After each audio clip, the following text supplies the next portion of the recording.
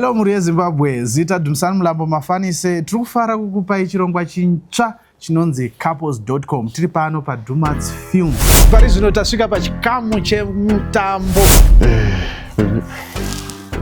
Itauchi inonga nongosha. Takadaiso takagutsikana here. Zvekutodaro.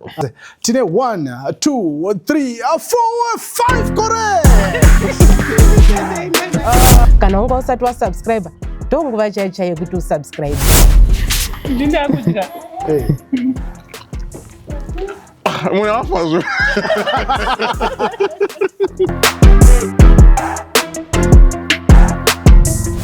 Sasa mtu anaenda kuti my challenges, yes they are there, but we overcome them nekutaurana patinenge chi.